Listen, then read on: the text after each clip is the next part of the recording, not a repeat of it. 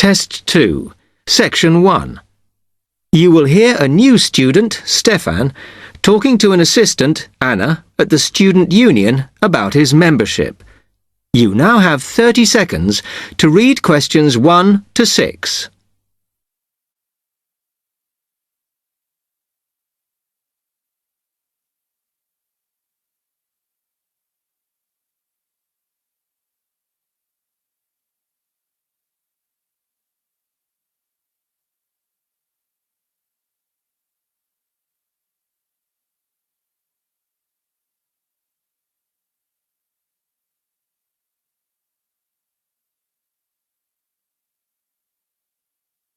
Hi, can I help you? Yeah, I hope so. This is the first time I've been down to the union. I'm a new international student, and I just wondered what to do. Oh, right. Well, normally we ask international students to fill out this form, and we put your details on the wall by reception. Then other students can contact you. It's a way for everybody to get to know each other. It can be a bit lonely otherwise. Oh, I see. What's your name? I'm Anna, by the way. It's Stefan Unger. OK, well, just write that there, next to name, and then fill in the rest. Right. What does it mean, degree program? Oh, just if you are an undergraduate or a postgraduate. Or maybe you're just here for a short course? I'm a postgraduate. Do I need to say what in? Not really. It's too much detail. But you should put your department, so people who have the same interests or problems as you can get in touch. So I'm studying marine construction, so for department, do I put down the science faculty then? Just your actual department. That must be engineering, no? Oh, I see, yes. Then if you list what you like doing in your free time, not that we ever get any when we're studying, and maybe you can meet up with someone socially, or to join a club or something. Well, I like lots of things. Shall I just list them? My advice is to just put 1 or 2, like football and films or whatever. Otherwise, you'll get so many invitations, you won't get any time to work. Okay. I think I'll just list computer games, as that's my big interest. Oh. I haven't played football for ages. I may start to play once I get settled. Now, let's see. Next thing is languages. Yes, we find many of the international students get a bit tired of speaking English all the time. Sometimes they like to speak to someone in their own language. It's up to you. That is a good idea. I presume I don't need to put English down. Oh no, I put Italian and French. I can only speak German, my mother tongue. OK, well that's fine. Just put that. What does accommodation mean? Is that my address? We're trying to find similarities between people, and some people live in hall, some are in flats, some are in bedsits. So it helps if you say.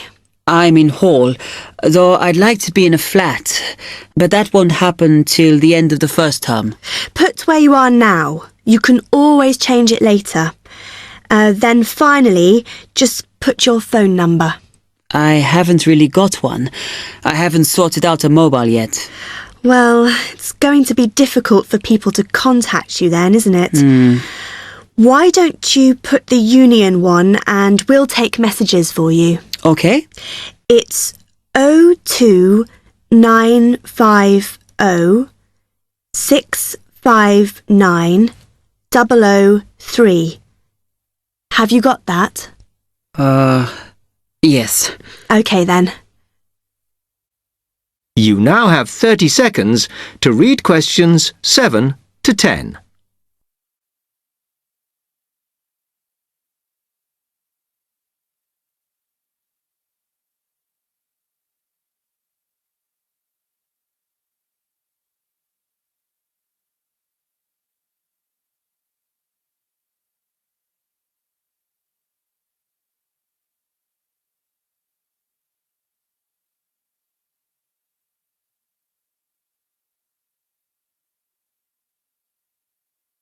Oh, I had a couple more questions about the services you've got here.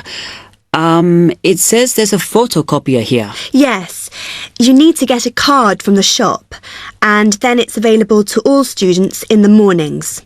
The union uses it after 1 p.m. Okay.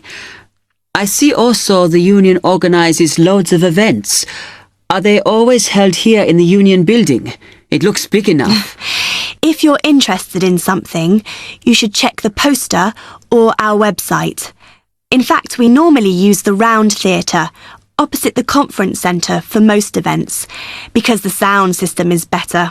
Right, I'll do that. Also, I wanted to hire a van. Can I do that through you? No. You need to present a case, really. They're not just available for hire to anyone. The president said we have to limit who is allowed to hire them. The person you need to see is the transport secretary. She's on the 2nd floor. Okay, thanks. The other thing is, are all the discounts we get with our union card listed on the back of the card? I thought there might be more. No, that's it, I'm afraid. Mainly books, clothes and music. Though we are currently negotiating to get one on newspapers, so that should be valid from next term. Okay, thanks a lot for your help.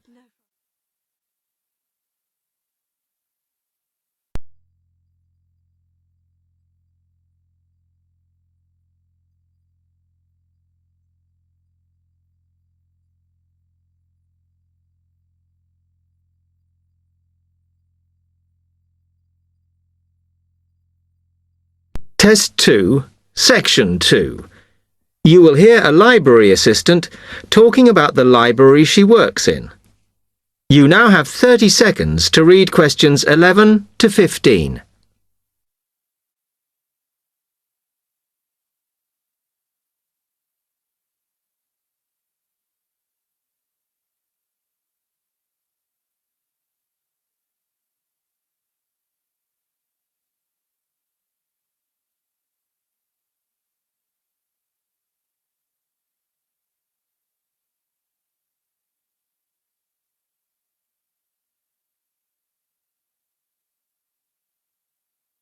Hi, can I help you? Yes, I wanted to join the library. Okay. First of all, let me show you round the library and explain a few things for you. Okay, now we're here at the main entrance. You can see the reception, which is where you bring back and take out books. And also, we can order books and answer your questions there. Next to the reception, where you can see those old desks, is where we keep the magazines, because you can sit down and read there. They're divided into sections for sciences, geography, arts, etc. Then, at the back of the library, you can see the section for old books. Next to that is where the books proper start. That used to be the science section, but now on those shelves you'll find the art section. We had a big reorganisation in the summer, which I think has made it clearer. The numbering is standard, so you should be able to find what you want quite easily. However, if you can't find something, it probably means it's been borrowed. Okay, then in the corner next to the reference section is where we thought it was quietest and away from the phones and printers and things, so we've put the study desks there. They all have computer access if you need it for your laptop. We do ask that you don't just read magazines there, though. Okay, then there's the reference section, where you can look up the files. Then, as we come back to the main entrance, is the next section, where we used to have the languages. It got very busy and noisy, so when we moved everything round, we decided to put the law books here. Also, because it's a smaller section, it fits quite well here. Okay then, we're back at the main entrance. Over there, by reception, there's a door that goes to the extension, And we have further sections, such as languages and study desks through there. So you could have a look round when we've finished. Then, just between reception and the door here, is where we decided to put the computers. But the computer magazines are in the magazine section, as we found too many went missing here. Okay, is that everything? You now have 30 seconds to read questions 16 to 20.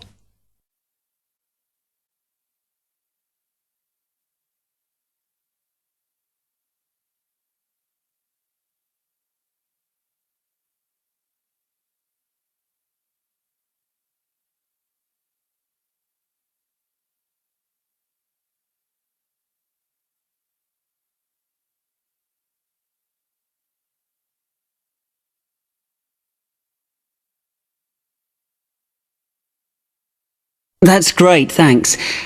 Can you just tell me a bit about borrowing and the rules and whatever? Of course.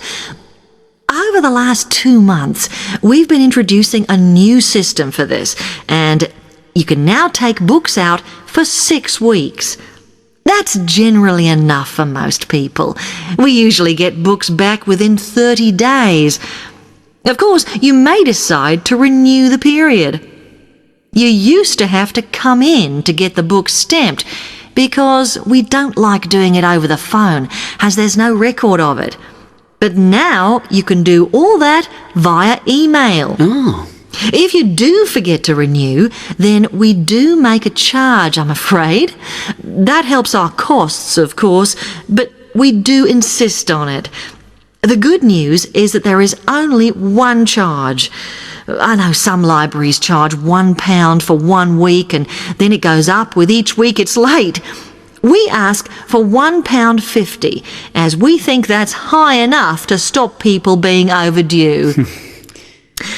The other thing you may want to know is what you do about books that are not on the shelves. We do have a system for reserving them. All you have to do is fill in a yellow form behind those blue ones on the desk and give it to someone at reception. We'll let you know when it comes in.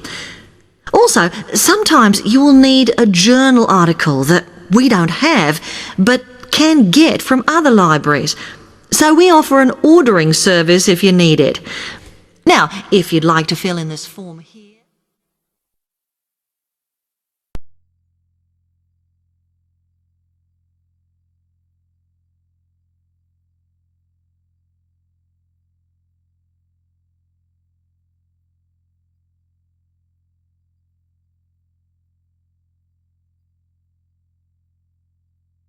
Test 2, Section 3.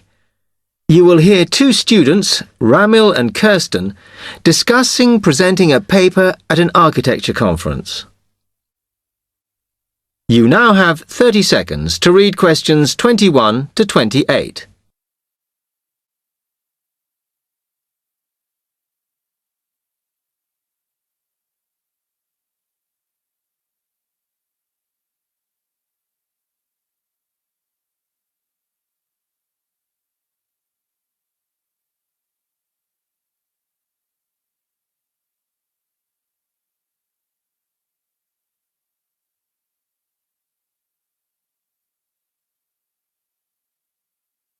Hi, Kirsten. Have you heard about that architecture conference in Oxford at the end of the year? Yeah, I saw the leaflet on the notice board. As it's my final year, I ought to try giving a paper, but I've got no idea how to go about it. Oh, I think you should go for it. I did one last year. It's quite straightforward. First of all, you need to see what the conference themes are. You know, what topics they're covering. You can do that by looking it up on the website. You need to submit a paper that falls into one of the categories they give you. Oh, that may give me some ideas. Then, while you're doing that, you should also have a look at the information on how to submit your paper. The rules, if you like, such as the length. It's important you follow those. I see. And then I suppose the next stage is to start writing it up. I'd like to use it as an opportunity to propose some future work, but I understand it must be based on current work. Still, there's plenty to choose from. It makes sense to do something that I'm more familiar with. Yes, and the other thing is, when you've written it up, then go back and look at your data carefully and make certain that you've presented it in a format that is standard for your subject. Remember, people have to absorb information very quickly while they're listening. Don't make it too complicated. Okay, well, I reckon that'll take me about a month to get that sorted. Then the next thing I have to do, I guess, before I send it off to the conference organizer, is give the whole thing to the events officer so that he can look through it and see if it all makes sense and is okay. Yeah. Remember to warn him that it's en route so he can fit it into his schedule. Oh. Then you're done, really. All you have to do after that is to go through it and sort out any changes you need to make. Then finally, you can submit it. You can do that online. Phew, good. Then I just wait to hear, I suppose. How long does that take? It depends, but usually about 6 weeks. Oh. When you hear if your paper has been accepted, then at that stage, it's worth giving them a list of any technical things you need when you actually give the talk. A screen or video players or that sort of thing. Okay, but that's a long way off. And I know that if my paper is accepted, then at that stage, I have to give them a short text about myself and my academic background so that they can put it in the brochure. Famous at last. Yeah. You now have 15 seconds to read questions 29 to 30.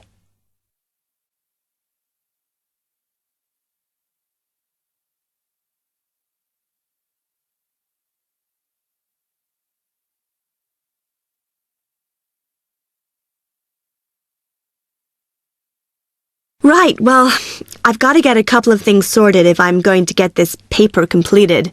Have you got enough data? Possibly. I'd like to reinforce some of it, though, so I thought I'd send out some more questionnaires.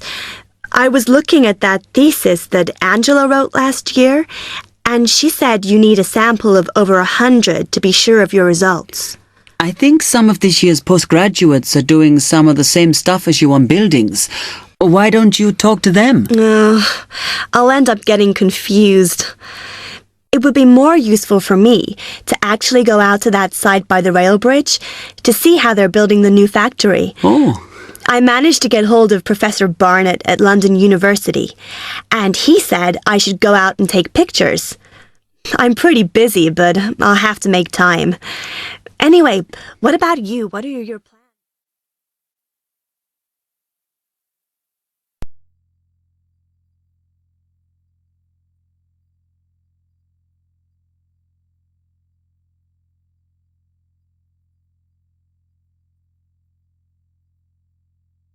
Test 2, Section 4.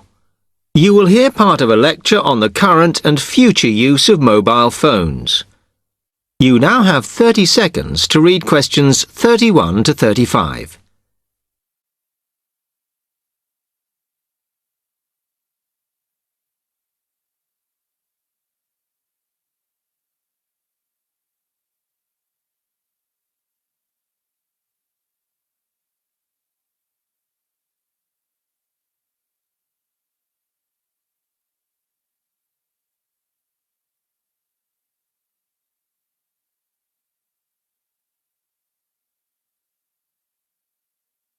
Okay, now today we're looking at changes in communication, and specifically changes that have just happened or are likely to happen in the next few years. Key to this is the mobile phone, which is increasingly being seen as an all-purpose system rather than just a phone. If you only use your phone for texting and making calls now, you will be amazed at how you'll be using it in the future. The technology has been developed for a range of other uses. For example, phones could be used so that if you are meeting someone, and they get lost, you could send them a map of your location to help them. This will save all those complicated explanations over the phone and our poor friends or colleagues trying to drive and find out where they are at the same time. And if you get bored waiting, or if you're traveling, for example, you will soon be able to see TV news on your phone as it is actually being broadcast. This means that you won't have to miss any of your favorites if you were away for a few days. Most people have got used to texting now, and young people send pictures to each other. But what is exciting is the possibility of putting music with them before you send them. And it's not all frivolous. Phones are going to become even more critical in business and education.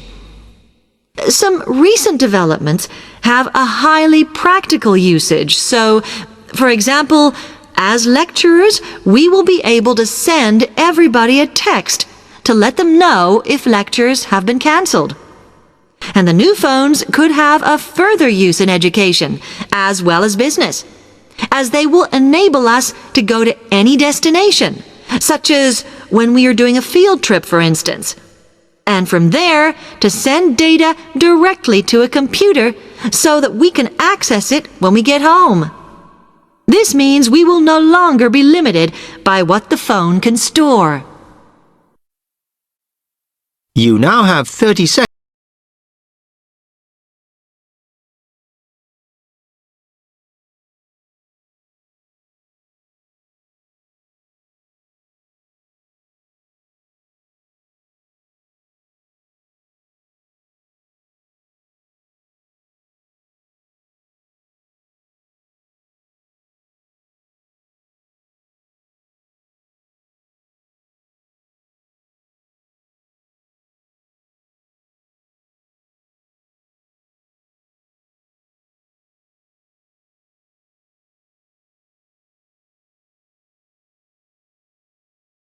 Does affect how the technology will develop. Some research has been done on how people use phones, and some of the results are surprising. One of the increasing usages of mobile phones is to get all sorts of data, such as phone numbers, the weather, train times, etc. And while there's been an attempt to set up connections with things that women might be interested in accessing, it is overwhelmingly men who do this. But what about the traditional use of a phone? To speak to people? I suppose we would predict that it is mainly women who use phones as a method of contact for friends and family, but, in fact, the genders exploit this facility equally. I've spoken about the increased business usages that phones will offer, and I suppose we would associate this usage with men. The survey picked up, though, that women are often working from home or catching up with work in the evenings, so they use phones in this way as much as men do. Most of us are aware we can store photos on our phones. It's an ideal method of capturing a moment wherever you are. Women tend to be the group that keep photos on their phones, but it seems that men use their phones to actually take pictures much more than women do.